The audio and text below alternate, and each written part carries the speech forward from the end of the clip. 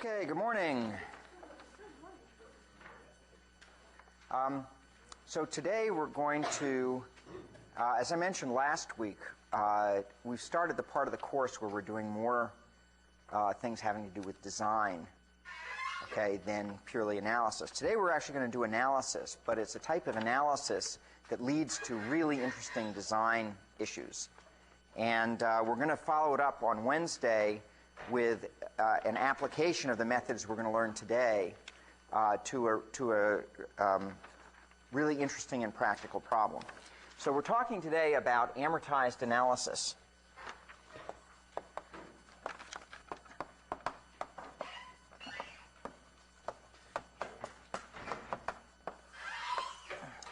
And I want to motivate this topic by asking the question, how large should a hash table be?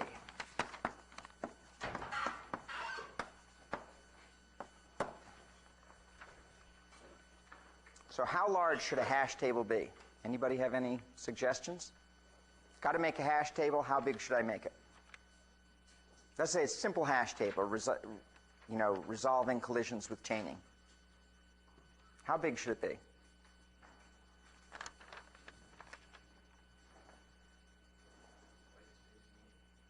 Twice as big as you need. Okay, how big would that be? So twice the number of elements, for example. Okay? As I increase the size of the hash table, what happens to the search time?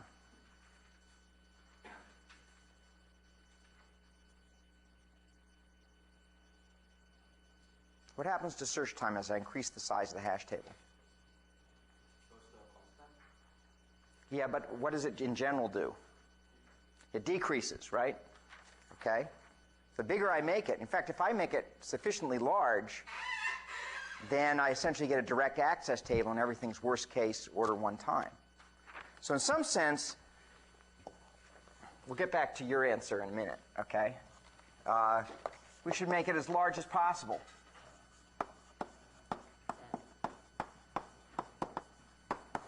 Okay, so that the searching is cheap. Flip side of that is what?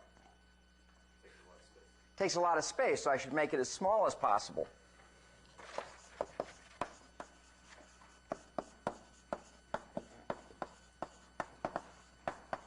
So as not to waste space. Okay, so I want it big. Okay, and the happy medium, as we've discussed in our analysis, is to make it order n size for n items.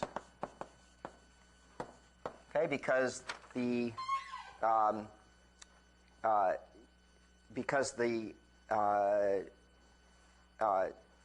making it larger than order n, the payoff in search time is not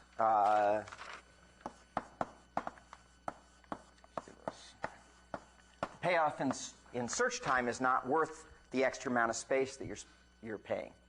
Okay, or at least you can view it that way. Okay. However, this begs the question, which is, how do I make it? If I start out with a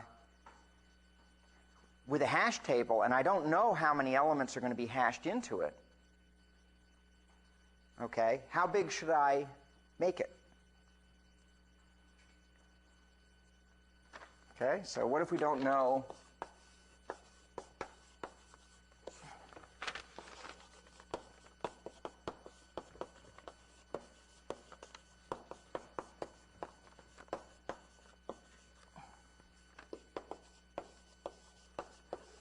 In advance.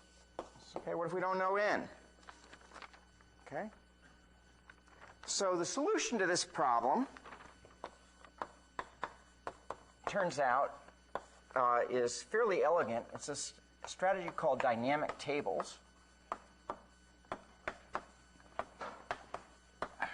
Okay. And the idea is that whenever the table gets too many elements in it, gets too full, Okay, so the idea is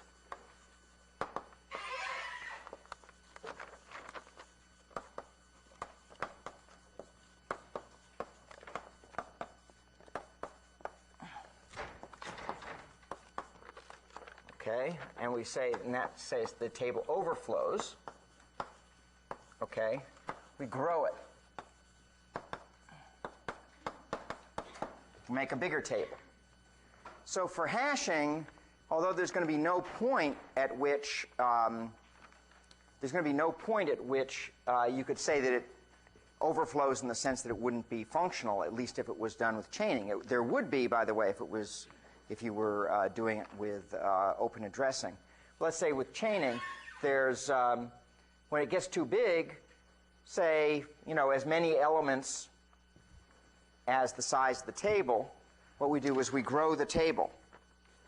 So the way we do that is we allocate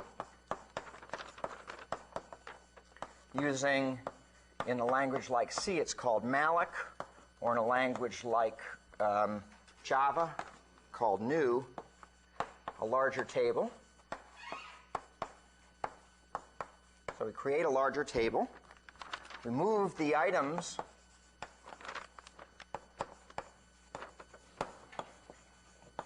from the old table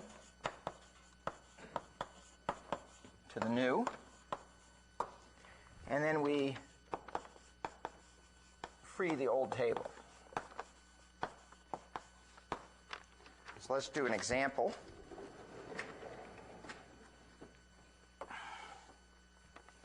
So let's say I have over here a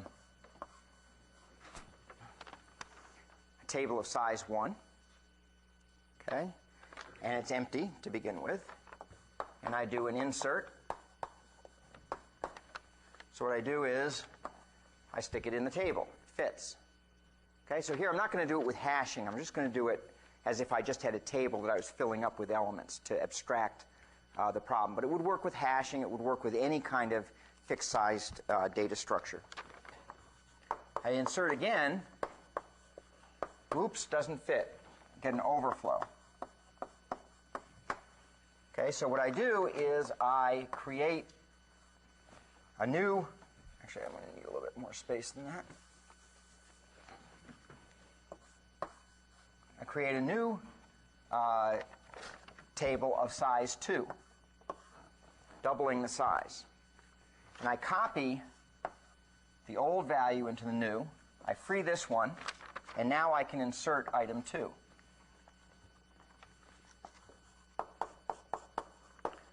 So I do it again, I get another overflow. So now I make a table of size 4. I copy these guys in, and then I insert my number 3. I'm going to do insert here. I'll do 5. I guess I should be using ditto marks. That'd be a lot smarter. Okay, whoops. What am I doing? I overflow. So now I make one of size 8.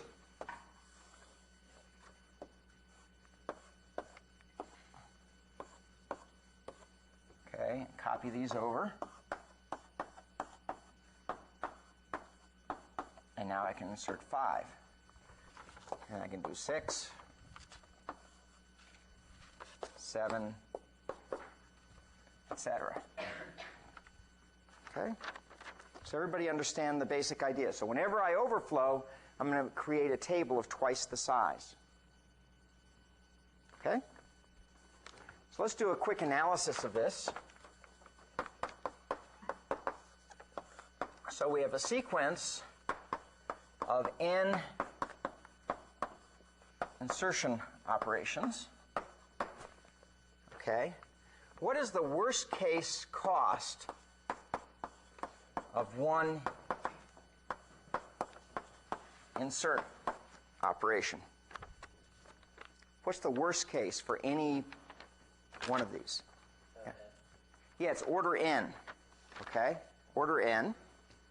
Whatever the overhead is of copying. If we counted it as 1, it'd be basically n, or n plus 1, because we've got to copy all those and then, okay? So it's order n, okay? So therefore, if I have n of those, so the worst case cost of n inserts is equal to n times order n, which is order n squared.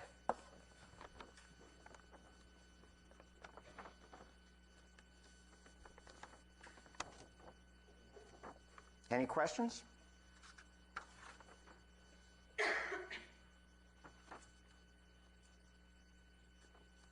Does that make sense? Raise hands.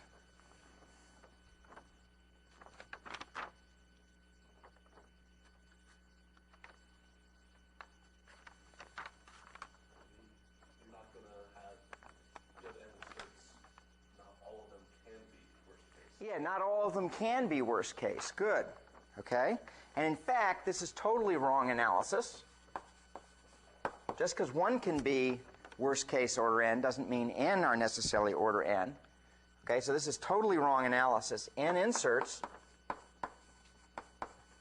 in fact, take order n time in the worst case. Okay? Doesn't take order n squared. So the analysis is correct up to the point where we said the worst case of one insert was order n. This, therefore, that's the wrong step.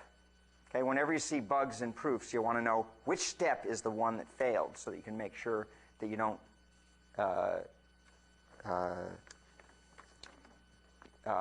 have a confusion there. So let's do the proper analysis. Okay? So let's let C sub I be the cost of the ith insert. Okay, so that's equal to I if I minus 1 is an exact power of 2, and it's 1 otherwise. Okay, so as I was going through here, it was only when I inserted something where the previous one had been the exact power of 2, because that was my table size, that's when I got the overflow and had to do all that copying. And otherwise, the cost, for example, for inserting 6 was just 1. I just inserted it. Okay? So everybody see that? So let's actually make a little table here so we can see this a little bit more clearly.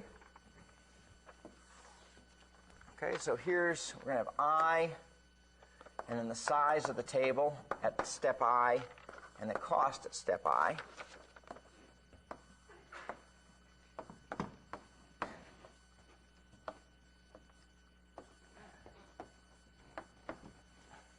Okay, so let's see, the size of I, let's see, at step 1 it was 1, at step 2 it was 2, and at step 3, that's when, to get 3 in the table, the size we had to double the size here, so this is 4, and then 4 it fit, and then 5 it had to bump up to 8, and then 6 it was 8, 7 it was 8, 8 it was 8, and 9 it bumps up to 16, 16, etc.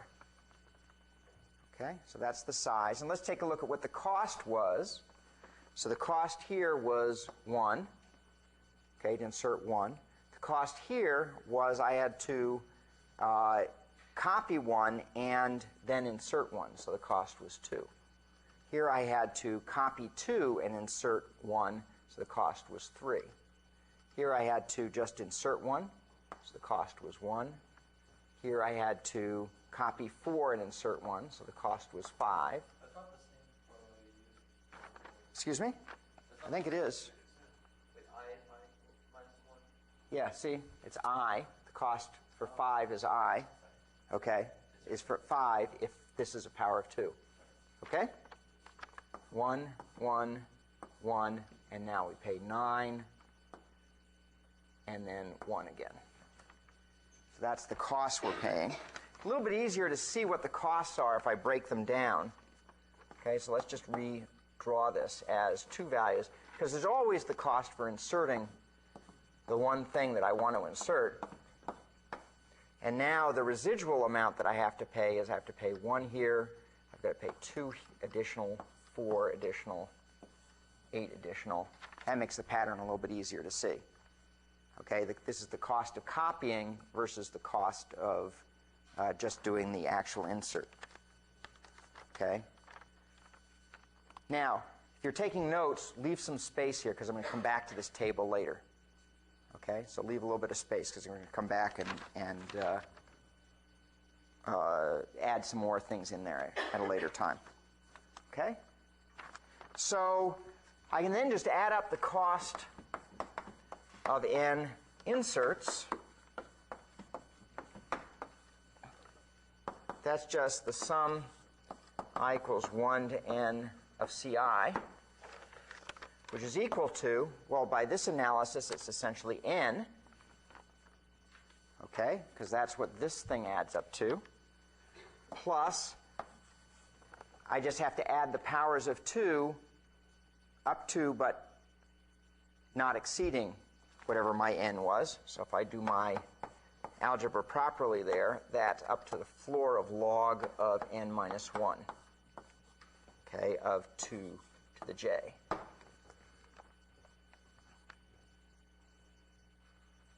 Okay, so I'm just adding up all the powers of 2 up to that aren't going to exceed my n. Okay, and this is what type of series? That's geometric, right? That's geometric, so it is bounded by its largest term, and its largest term is 2 to the ceiling. It's dominated by its largest term, 2 to the ceiling of log of n minus 1, which is at most n. Okay? And then all the other terms add up to at most n. So this is actually less than or equal to 3n, which is order n as we wanted to show.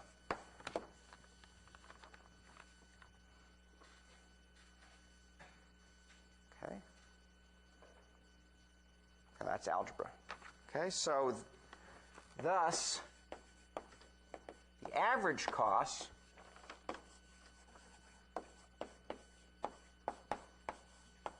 per insert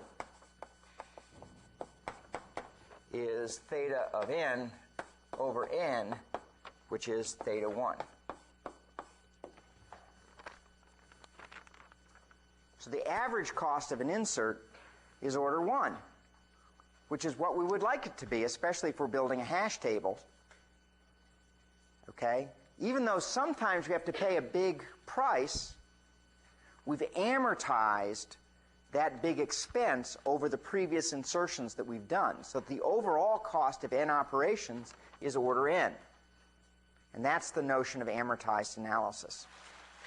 Okay? That if I look at a sequence of operations, I can spread the cost out over a whole bunch of operations so that the average cost is order n. So if we sort of summarize that, okay.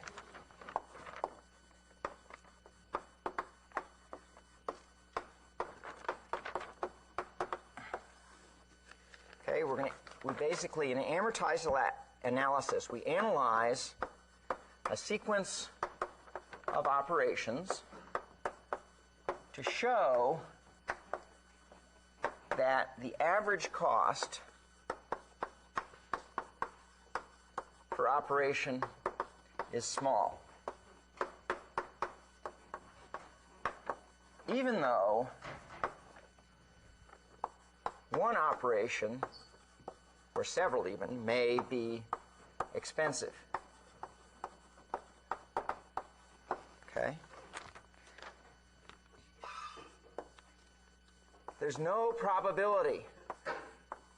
Even though we're dealing with averages, there's no probability going on.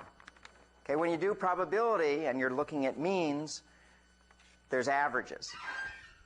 right? Okay, here's another average, but there's no probability going on. Okay? It's average performance in the worst case. Because n operations take me a constant amount of time per operation in the worst case. N operations take me order n time. Okay, each operation takes order 1 time. Okay, but it's amortized over the n operations. Okay? Yeah, question?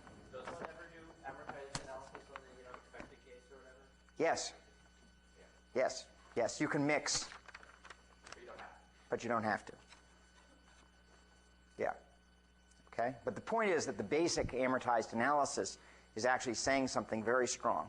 It's giving you worst case bounds, but over a sequence, as opposed to looking at each individual element of the sequence. Now, there are 3 types of amortized arguments that appear in the literature.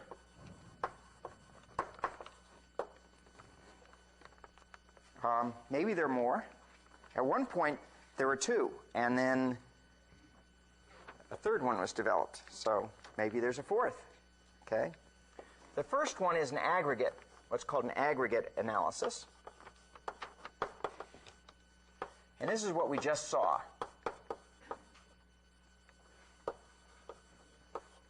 Okay? Where basically you just analyze what do the n operations take. Okay.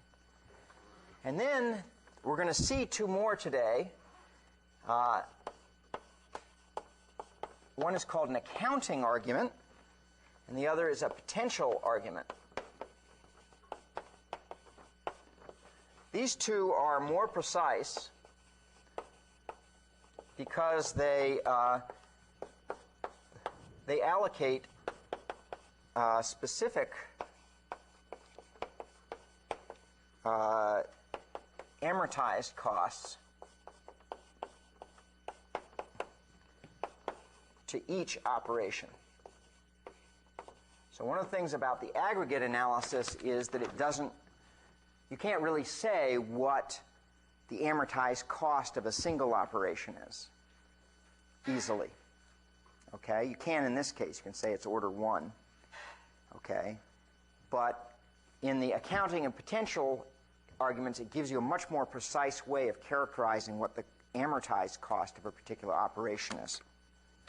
So let's pitch in and look at the accounting method as our first method. So these we're going to go through exactly the same example. In some sense, this example, the easiest argument to make is the aggregate analysis. Okay? So we're going to get into arguments that in some sense seem more complicated, but turns out that these methods are more powerful in many circumstances. Okay? And so I want to do it in a simple situation where you have some sort of appreciation of the fact that you can look at any particular problem and approach it from different ways. Okay? Okay, so the accounting method is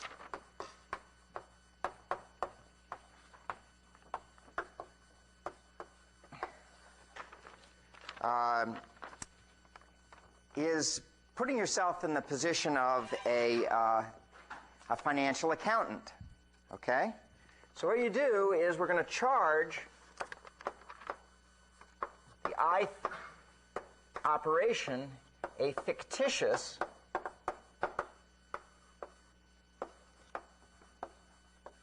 amortized cost.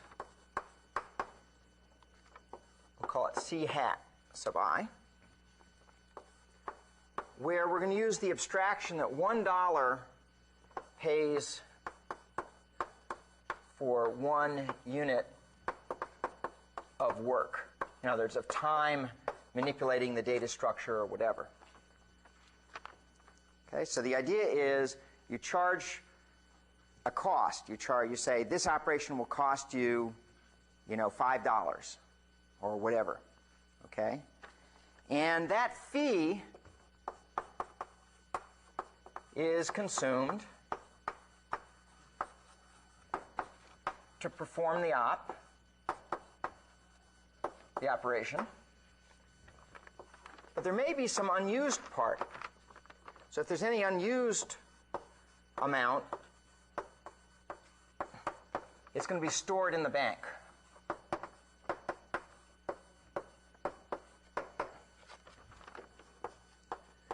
For use by later operations. So the idea is that if the fee that is being paid, the C sub I hat fee, isn't sufficient to pay for performing the operation, then you take money out of the bank to pay for it. Okay? And so you don't get arrested. What's the property that you got to have? You have to have the bank balance. What about the bank balance? What mathematical fact has to hold of the bank balance? Yeah, it better be greater than or equal to 0, right? Most people are familiar with that. That if it's so the bank balance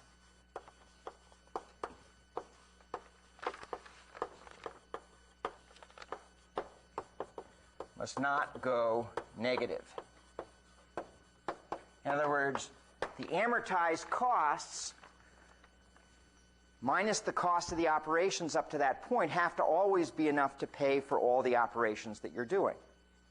Otherwise, you're borrowing on the future. In amortized analysis, we don't borrow on the future. At least not in the simple ones we're doing here.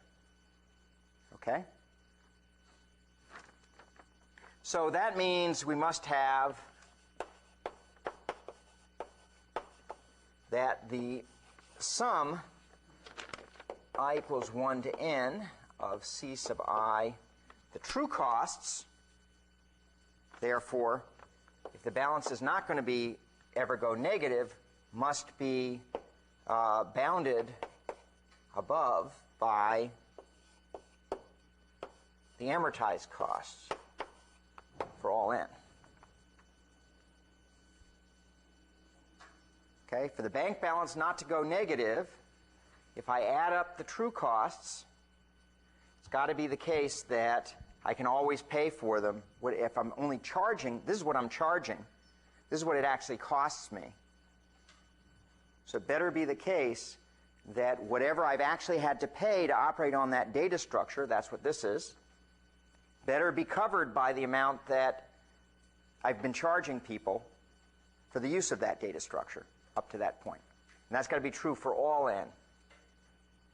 But notice that this now gives me a way of charging a particular operation a certain amount. So the total amortized costs provide an upper bound on the total true costs. Okay? Total amortized costs are an upper bound on the true costs. Any question about this? Then we'll do the example of the dynamic table using this methodology. Okay.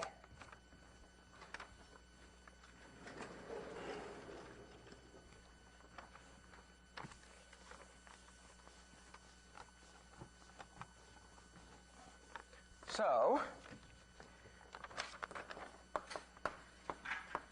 back to the dynamic table.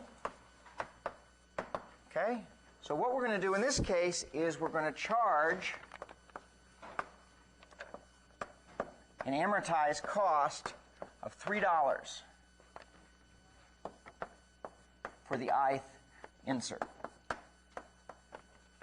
Okay, for all I.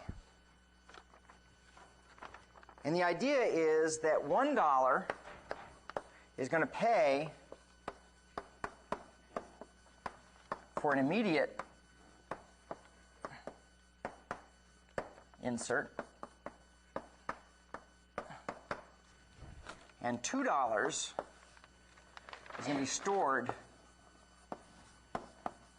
for doubling the table when it needs to be expanded.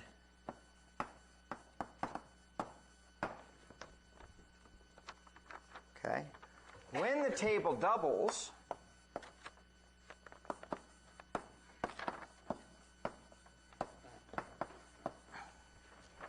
use, of the stored dollars, we'll use $1 to move a recent item, I'll call it, and $1 will move an old item.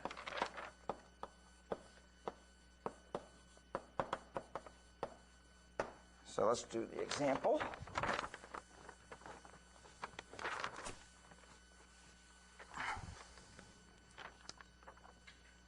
So imagine that I'm in this situation where I have a table of size 8, and I've just doubled my table. So I have 4 items in the table, and what I'm going to do is have stored no dollars in my table. Okay? So along comes an insertion of item number 5. Okay? I charge $3 for it. $1 lets me put the item in the table, and I have $2 left over. So let me store those $2 in the slot corresponding to where that item is. Now item 6 comes in. Once again, $1, charge $3, $1 is paid for the insert, I have $2 left over, let me play $2. Let me put it down there. And so forth. The next one comes in, $2, $2 left over, and now the 9th item comes in. So I double the size of my table.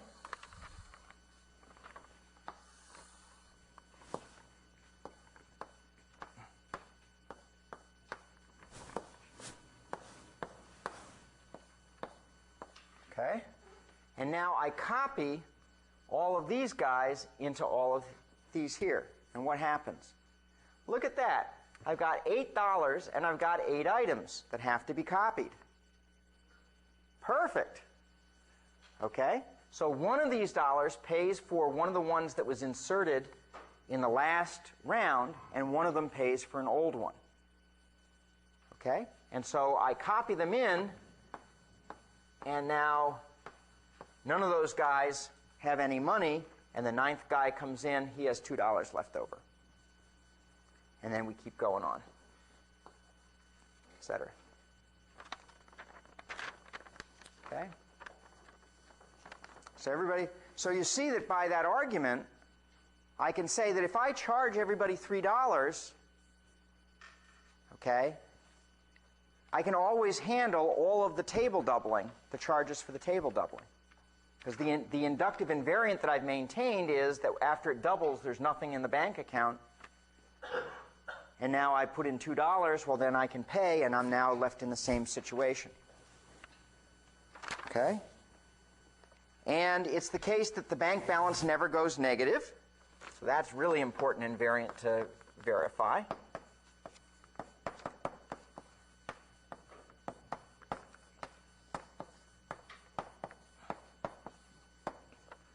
And so therefore, the sum of the true costs, or the amortized costs, upper bound the sum of the true costs. And since the sum of the amortized costs here is, if I go I equals 1 to n, okay, this is 3n. So the point is, this, I've now bounded the sum of the true costs by 3n. Okay? So let's go back to this table here and look to see what happens.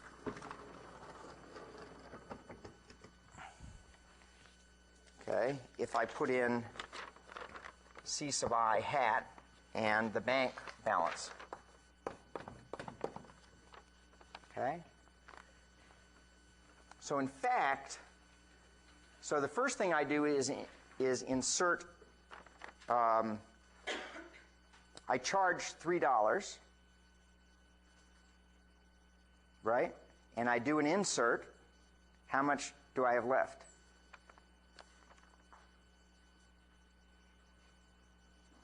I'm going to have $2. Turns out I'm actually going to charge this $2 and have only $1 left. Okay? So this is, I'm actually going to undercharge the first guy. Okay, because I'm going to show you that it works if I charge everybody $3 except the first guy I charge $2. Can actually save a little bit on number 1. Okay. Okay, then for this guy I'm going to charge $3. Okay. I've got to what's the size of my bank balance when I'm done? Well, I have to copy one guy. He's all paid for, so I have $2 left. Okay? People with me?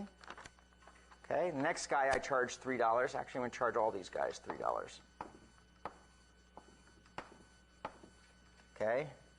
So here now, I basically get to, I've got a table of size 4, so I basically I have to copy, when I insert the third guy, I've got to copy 2 guys. That'll use up that, so I'll have only $2 left in the table after I've inserted him. Okay. Now I insert the fourth guy, okay, and that's a good one because now I've built up a balance here, $4, because I didn't have to copy anybody.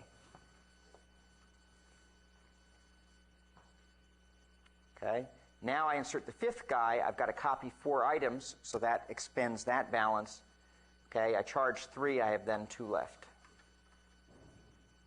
Okay, and then here, basically, I add 2 to it, add 2 to it, add 2 to it. Okay, and then at this point, I use it all up and go back to 2, 4, etc.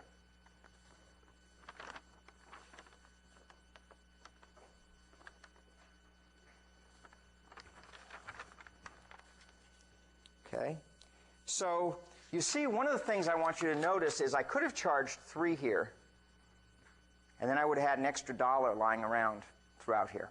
Wouldn't have mattered. Still would be upper bounded by 3n. Okay, so the idea is that different schemes for charging amortized costs can work. They don't all have to be the same. You know, it's not like when you do amortized analysis that there's one scheme that will work. I could have charged $4 to everybody, and it would have worked. But it turns out I couldn't have charged $2 for everybody. If I charged $2 for everybody, my balance would go negative. Okay? My balance would go negative. But I can charge $3, and that'll work. Okay? 4, 5, 6, I could charge that. The bound that I would get would be simply a looser bound. Instead of it being less than or equal to 3n, it would be less than or equal to 4n or 5n or what have you. But if I tried to do 2n, it wouldn't have worked. Okay? Because I wouldn't have enough money left to copy everything. What would happen is I would have only $1 in this, and then when it came time to table double, I would need to copy 8 guys, and I'd only have built up a bank account of $4 if I only charged, if I charged $2 and had $1 left over. Okay? So to actually make these things work out, you have to play a little bit. Okay, see what works, see what doesn't work. Okay, no algorithmic formulas for algorithm design. Okay. Okay, good. In the book, you can read about table contraction. Okay, what happens when you start deleting elements? Now you want to make the table be smaller. Now you have to be very careful because unless you put, who remembers from physics hysteresis? Vaguely, a couple people? Okay, you have to worry about hysteresis. Okay, if you're not careful, if whenever it gets to be less than a power of 2, you go in half, you can find that you're thrashing.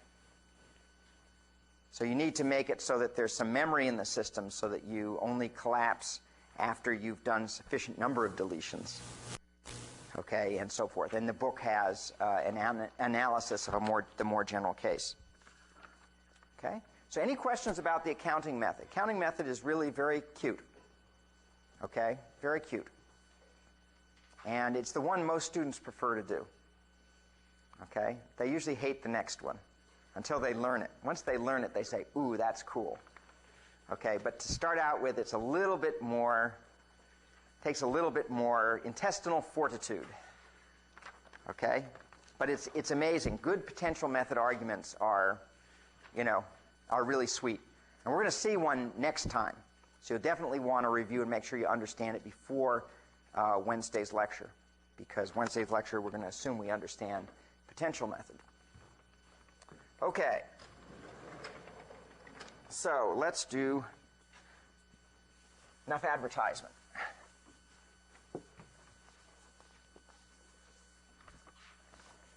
I think the potential method is one of the beautiful results in algorithmic analysis. Okay, just beautiful result. Beautiful set of techniques. Okay, and it's also just in terms of, what do you aspire? To be a bookkeeper or to be a physicist? Okay, so the idea is we don't want to be bankers. We want to be physicists.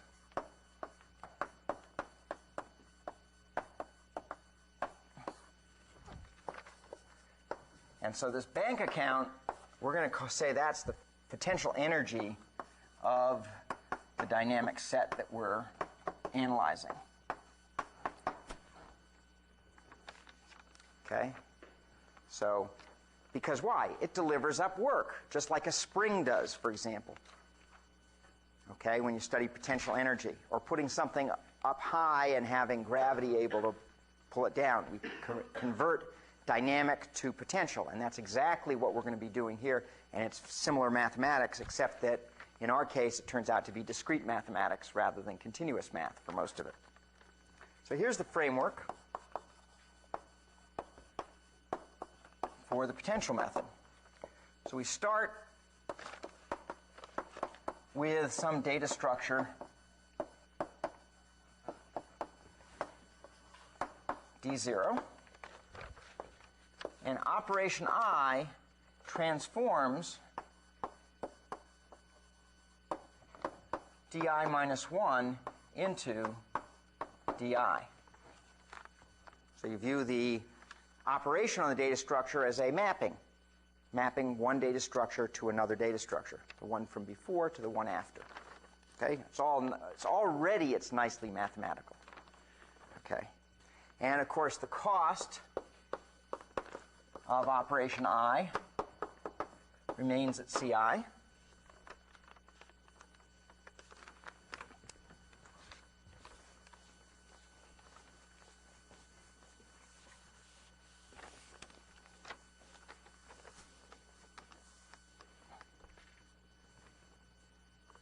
And now what we're going to do is define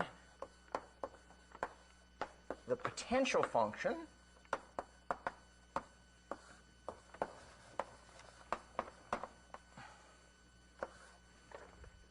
phi, which maps the set of data structures into the reals. So associated with every data structure now is a potential, okay, a real valued potential, often integer potential, such that phi of d0 is equal to 0. So the initial potential is 0. And phi of di is greater than or equal to 0 for all I. So the potential can never be non-negative, just like the bank account, because the potential is essentially representing the bank account, if you will, in the accounting method. Okay, so we always want the potential to be non-negative. Now, actually, there are times where you use potential functions where you violate both of these properties. Okay, there's some really interesting potential arguments which don't violate these, but for the simple ones we're going to be doing in this class, we'll just assume that these tend to be true. Okay, but you may find we will actually see some times where phi of d0 isn't 0, but it doesn't matter. Okay, but generally this is what we're going to assume in the potential, in the type of potential function argument that we're going to be doing. Okay, so I just want to let you know that there's a bigger space of potential function arguments than the one that I'm showing you here. Okay, so then under this circumstance, we define the amortized cost C sub I hat with respect to phi as, and this is one of these formulas that you, if you can't remember it, definitely put it down on your crib sheet for the final. Okay? So this is, so C sub I hat is equal to C sub I plus phi of D sub I minus phi of D sub I minus 1. Okay, so this is the change in potential. Okay, potential difference.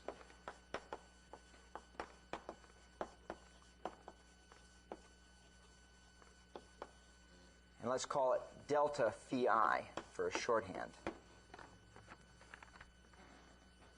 Okay?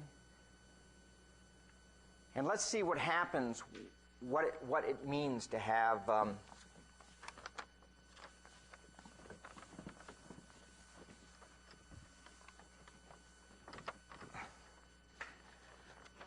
in the different circumstances. So if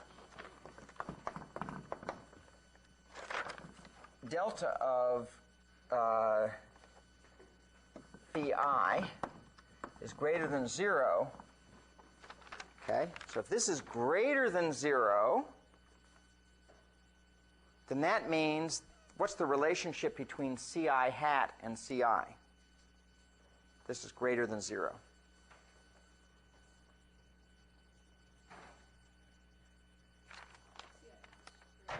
Yeah, Ci hat is then greater than Ci. Okay? Then Ci hat is greater than Ci. And what does that mean? That means when I do operation I charged more than it cost me to do the operation. So the extra amount that I charged, beyond what I actually used, is being put into the bank. Okay, is being stored as potential energy. So op I stores work in the data structure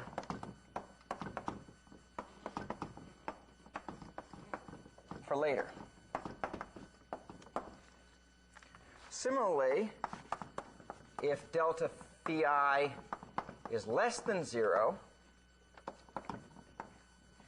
then Ci hat is less than Ci. And so the data structure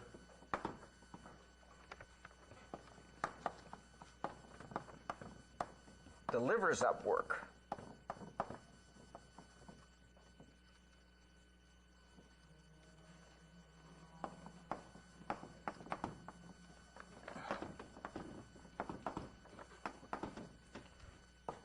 Help pay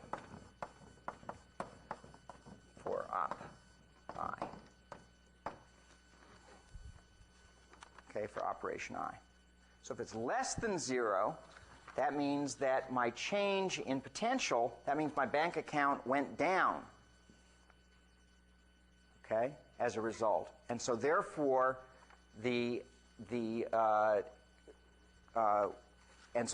what happened was the data structure provided work to be done in order, because the true cost was bigger than the amortized cost. Okay? So sort of, if you think about it, the difference between looking at it from the potential function point of view versus the accounting point of view. In the accounting point of view, you sort of say, here's what my amortized cost will be. Now let me analyze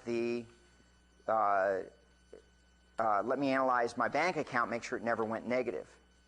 In some sense, in the potential function argument, you're saying, here's what my bank account is all the time. Now let me analyze what the amortized costs are. Okay? So that's sort of the difference in approaches. One is you're sort of specifying the bank account. The other, you're specifying the amortized costs. Okay?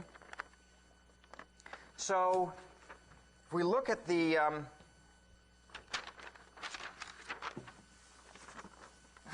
why is it that this is a reasonable way to proceed? Well, let's look at the total amortized cost of n operations.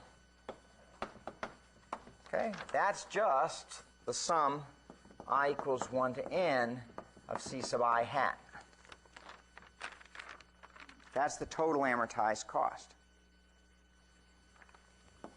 And that's equal to, by substitution, just substitute ci hat for this formula. Okay? So that's ci plus phi of di minus phi of di minus 1.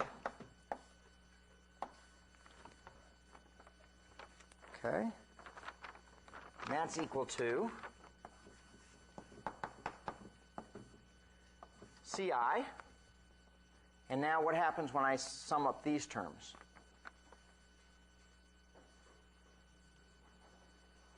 What happens when I sum up these terms? What's the mathematical term we use for it? Telescopes.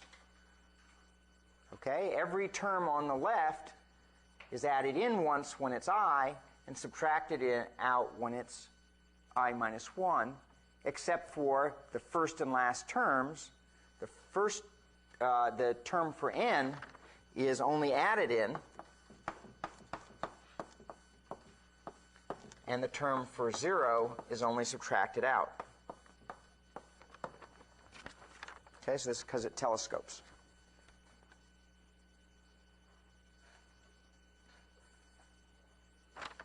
Okay, so this term is what? What property do we know of this? It's greater than or equal to 0. And this one equals 0. So therefore,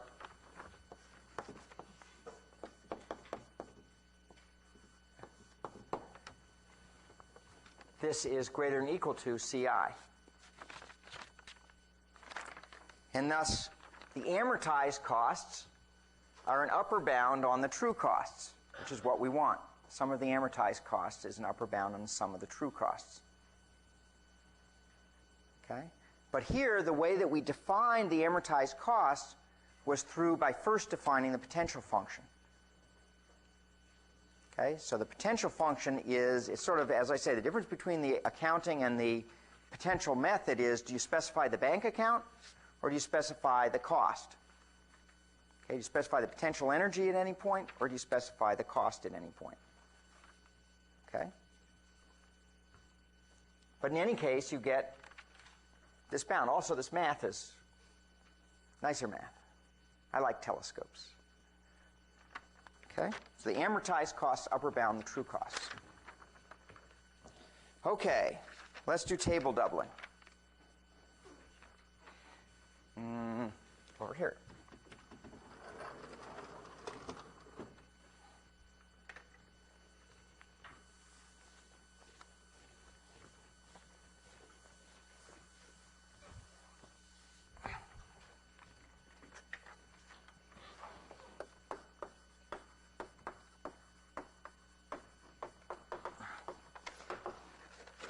So to analyze this, we have to define our potential.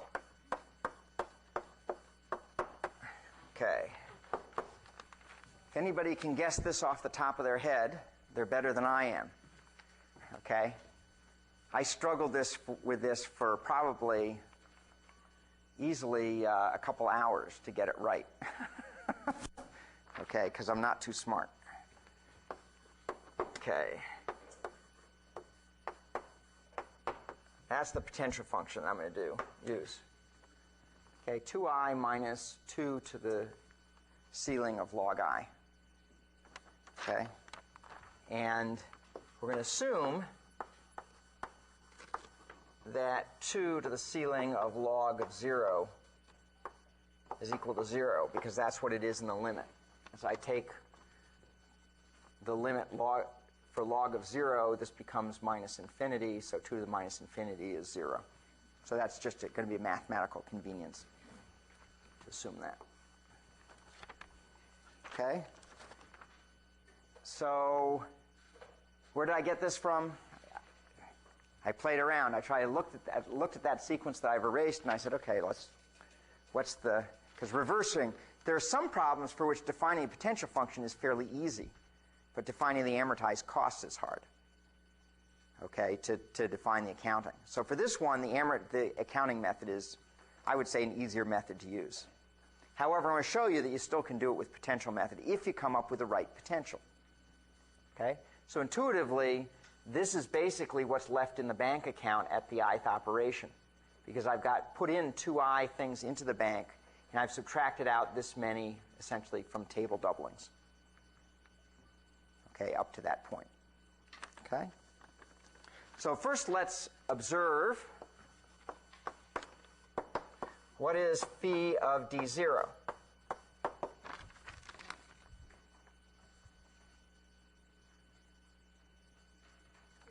Zero. So that's good. And phi of di is greater than or equal to 0. Why is that?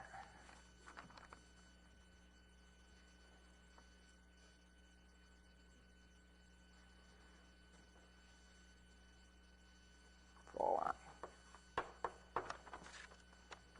Why is that?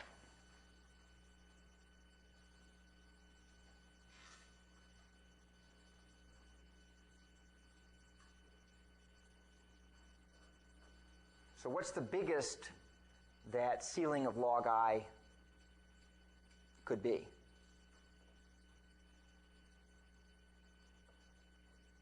Ceiling of log I is either log I or log I quantity plus 1. Okay? So the biggest it is log I plus 1. If it's log I plus 1, 2 to the log I plus 1 is just 2i. That's the biggest it could be. Right? So 2 to the log of I plus 1 is just 2 times, this is just, let's do it the other way, is I times 2. Okay, I for that part, 2 for that part. Okay, so that's the biggest it could be. Okay, or it's just log of I. So either this is going to be 2i minus I or 2i minus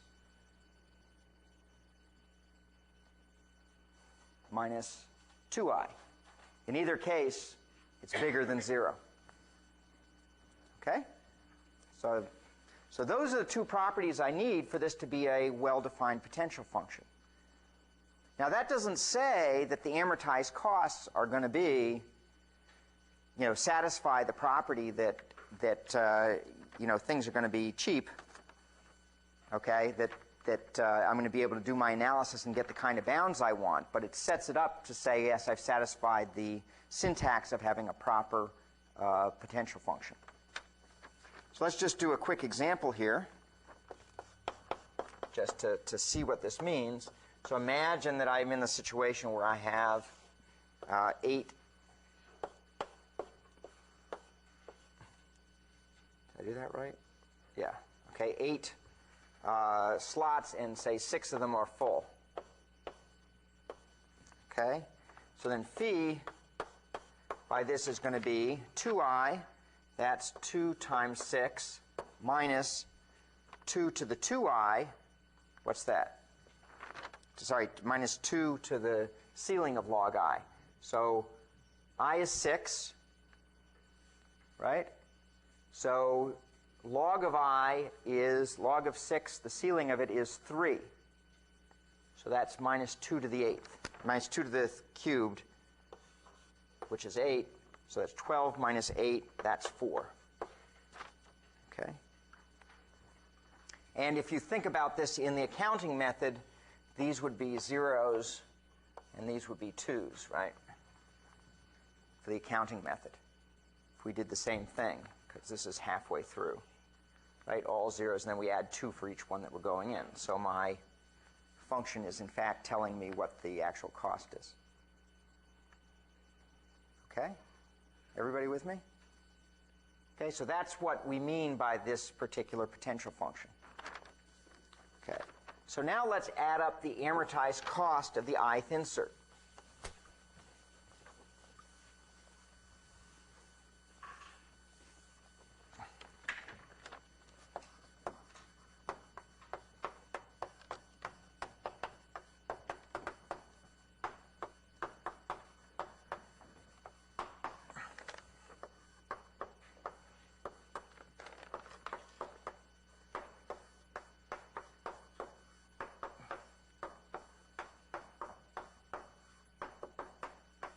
Okay, so that's the cost of the amortized cost of the ith insert, just by definition.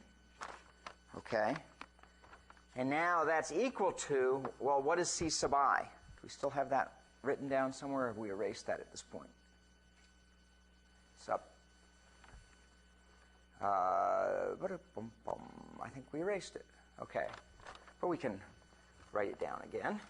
It is I if I minus 1 is an exact power of 2.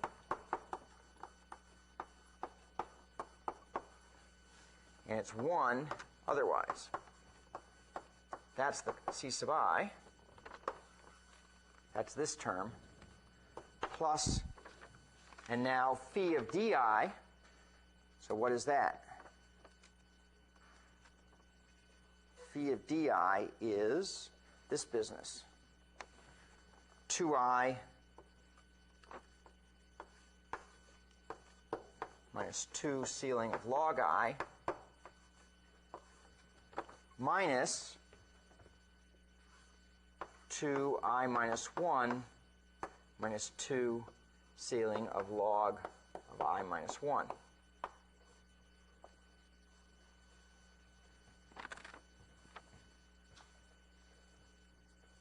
Okay? So that's the amortized cost. That's pretty nice, pretty formula, right?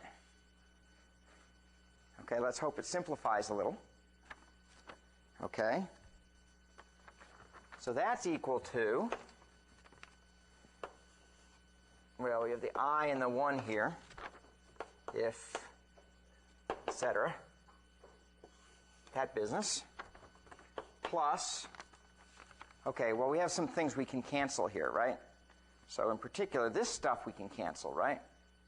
So here we have 2I minus 2I. That cancels. And then we have what's left over here is a minus 2, so that's a plus 2. And now I have minus this term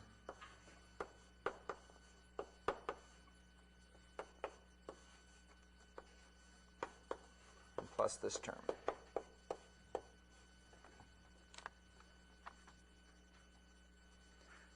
Oh, that's a lot prettier. Okay, still a mess. Got to do a case analysis. Why is it suggestive of a case analysis? We have a case. Okay, so let's do a case analysis.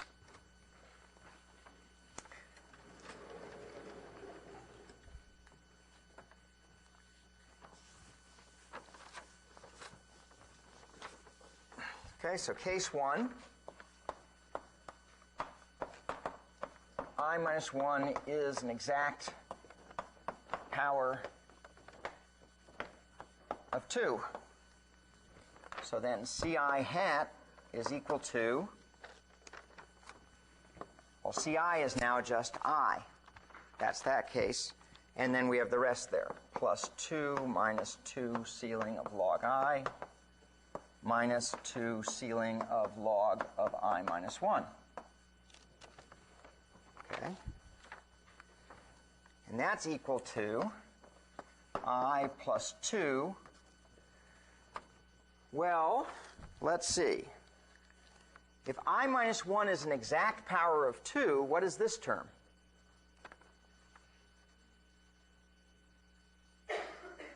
I minus 1 is an exact power of 2.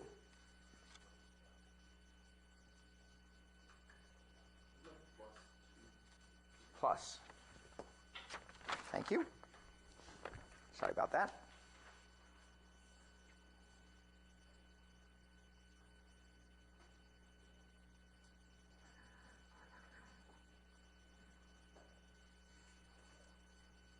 It's good I have students, let me say, because, boy, my math is so bad. This is actually why I end up being a pretty good theoretician, is because I don't ever trust what I've written down. And so I write it down in a way that I can verify it, because otherwise I just am not smart enough to carry through 5 equations in a row and expect that every one is going to be transformed appropriately. Okay, so you write it down, so I always write it down so I can verify it. And that, fortunately, has the side benefit that other people can understand what I've done as well.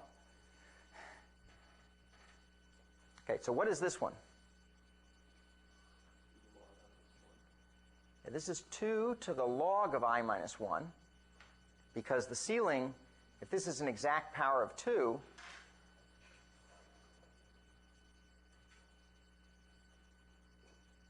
right, then ceiling of log of I minus 1 is just log of I minus 1. So this is 2 to the log of I minus 1, which is I minus 1.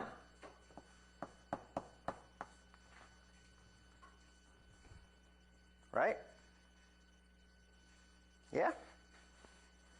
Okay? Okay, if it's an exact power of 2, then the log is an integer. Right? So taking the ceiling, doesn't matter. Get rid of the ceiling.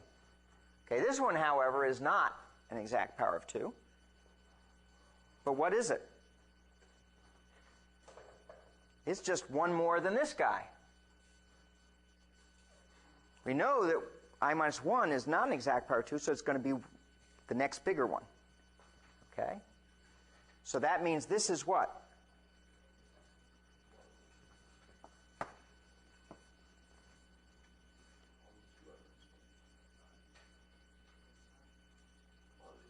So it's going to be, how do these two compare? How much bigger is this one than this one? It's twice the size. We know what this one is.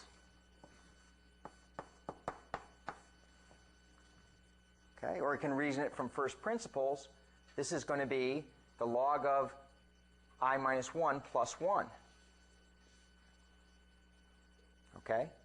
And so then you can reduce it to this. Okay? So you've got to think about those floors and ceilings, right? It's like what's happening in the round off there.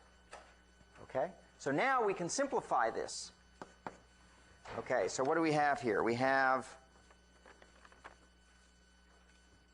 okay, so I have, if I multiply this through, I have an I plus 2 minus 2I plus 2 plus I minus 1.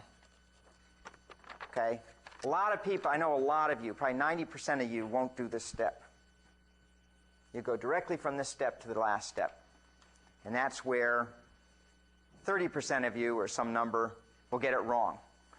Okay? So let me encourage you to do that step. Okay? It's easier to find your bugs. Okay? If you take it slow.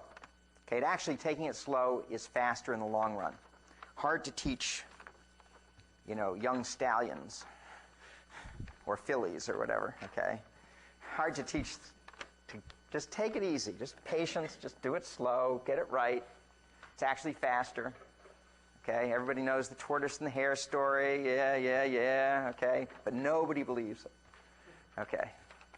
Okay, so now here we have, let's see, we have 2I here, an I here, and an I here. And then that leaves us with 2 plus 2 minus 1 equals 3. Awesome. Awesome. Okay? Amortized cost is 3 when I minus 1 is an exact power of 2. Okay? Case 2.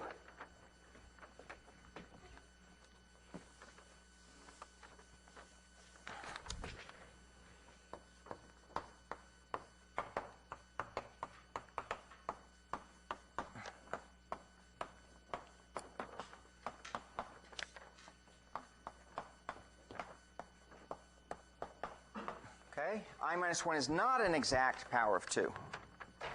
So then we have C sub I hat is equal to, now instead of I, it's 1 plus, and then the 2 minus 2 to the ceiling of log I plus 2 to the ceiling of log of I minus 1. Okay, now what can somebody tell me about these two terms in the case where I minus 1 is not an exact power of 2? What are they? Equal. Why is that?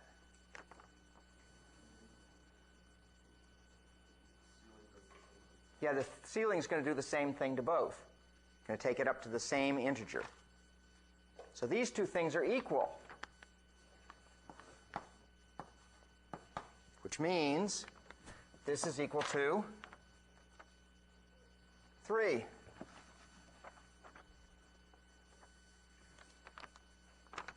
Okay. So therefore, n inserts. Okay. So now I say, oh, the amortized cost is 3 for every operation, for every insert. So therefore, n inserts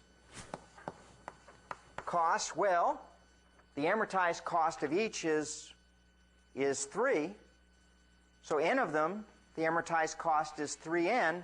That's an upper bound on the worst case true costs. So n inserts cost order n in the worst case.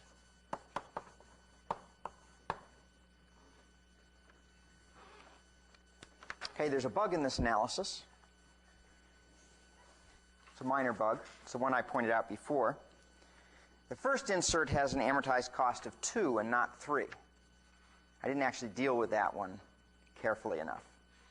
Okay, so that's an exercise to just go and look to see where it is that that happens and how you show that, in fact, the amortized cost of the first one is 2.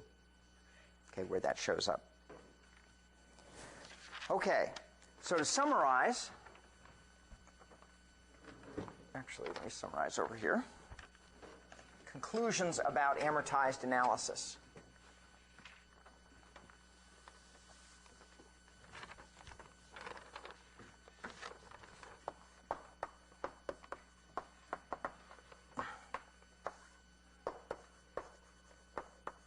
So amortized costs provide a clean abstraction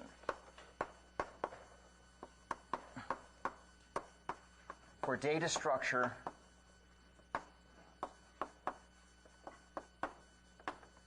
performance. So for what I can tell somebody, so suppose I've built a dynamic table, for example. Okay? It's easier to say, in terms of your own performance modeling, it costs a constant amount of time for each insert. As long as you don't care about real-time behavior, but only the aggregate behavior, that's a great abstraction for the performance. Rather than saying it's got that complicated thing which sometimes costs you a lot, how do they reason about that? Okay? But if you can say every operation costs me order 1, that's really simple. Okay? But they have to understand it's order 1 in an amortized sense. Okay? So if they do have a real-time constraint to meet, amortized doesn't cut it. Okay? But for many problems, it's perfectly good. Okay, lets me explain it rather simply. Okay, we will see some other data structures that have amortized costs where different operations have different amortized costs. And the nice thing about that is I just add up what's the cost of all my different operations, okay, where there's a different cost for each operation. Some will be log n, some will be order 1 or whatever. Add them up. That's an upper bound on the true costs. Okay? Tremendous simplification in abstracting and reasoning about those complicated data structures. Okay? Now, so this is probably, this is huge. Okay, abstraction, you know, computer science, what we teach you through 4 years of undergraduate, and another year if you go on to MEng, and if you get a PhD, it's another 15 years or whatever it takes to get a PhD. Okay? All you teach about is abstraction. Abstraction, abstraction, abstraction. Okay? So this is a powerful abstraction. Quite good. Now, we learned 3 methods. In general, any method can be used. You can convert one to the other.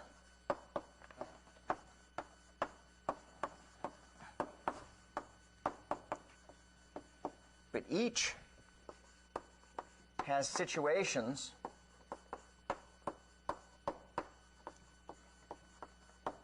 where it is arguably simplest or most precise. So any of the methods can be used. However, you must learn all of them, okay? Because there are going to be some situations where you need one, where it's better to do one, better to do another. If you're reading in the literature, you want to know these different ways of doing it. And that means that even though you may get real comfortable with accounting, okay, on an exam or whatever, I may say, solve this with a potential function argument. Okay? So you want to be comfortable with all the methods. Okay? Last point is that, in fact, different potential functions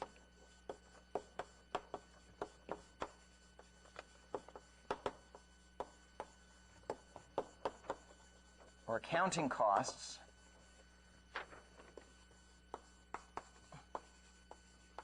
may yield different bounds.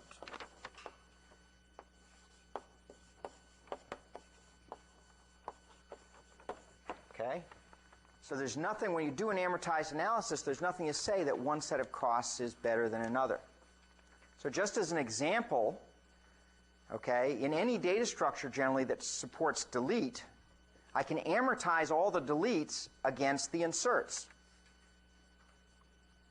So in general, what I could do is say, deletes are free, okay, and charge twice as much for each insert. Okay, charge enough when I do the insert to amortize it against the delete. That you could do with an accounting method. You could also do it with a potential method. The potential then being the number of items that I actually have in my data structure times the cost of a delete for each of those items. Okay? So the point is that I can allocate costs in different ways. Or I could have amortized costs which are equal to the true costs. So there are different ways that I could assign amortized costs. There's no one way, okay? And choosing different ones may yield different bounds. May not, but it may yield different bounds. Okay? Generally, it does yield different bounds. Okay. Next time, an amazing use of potential functions. Okay?